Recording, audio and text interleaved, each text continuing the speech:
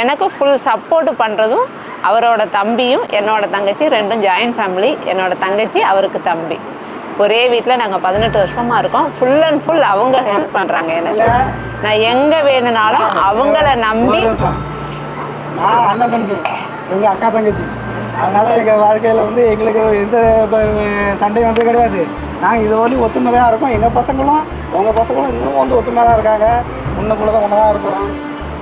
அப்புறம் எங்கள் மச்சினனை பற்றி நான் சொல்லுவேன். அவர் குழந்தைக்கு அவர் எதுனா வாங்கி தராரோ தரலையோ அது ரெண்டாவது தான். ஆனால் என் குழந்தைக்கு தான் ஃபஸ்ட்டு எதுவாக இருந்தாலும் வாங்கிட்டு வந்து தருவார். எனக்கு என் பிள்ளைக்கு கிடைச்ச சித்தப்பாங்கிறது நான் செஞ்ச ஒரு பாக்கியம்னு சொல்லுவேன்.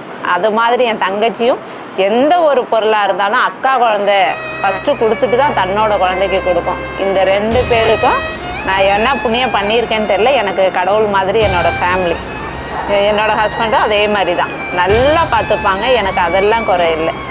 எனக்கு ஃபேமிலி சம்மந்தமாக பிரச்சனை இல்லை. வெளியில் நான் போகும்போது என் குழந்தைக்கு ஹெல்ப் வேணும். அப்போ அவன் விளையாட்டுத்துறையில் போகிறான். அவனுக்கு நான் நடக்கிறதுக்கு வரைக்கும் நான் தான் சொல்லி கொடுத்துருக்கேன்.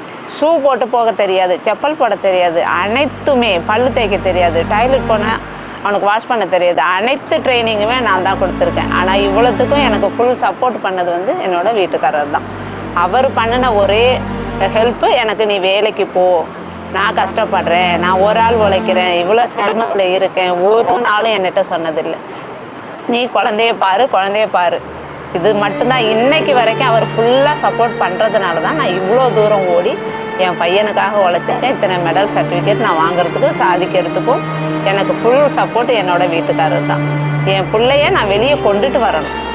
கொண்டுட்டு வந்து இது மாற்றுத்திறனாளியில் மாற்றுத்திறன் உள்ள பிள்ளை தான். திறன் தான் வேறு, குழந்தை தான். அதாவது அவங்களுடைய என் பையன் இருக்கானே, அவன் வந்து என்னன்னா, நான் வந்து மாற்றுத்திறனாளிங்கிறத மாற்றான், அதே மாற்றிட்டான்.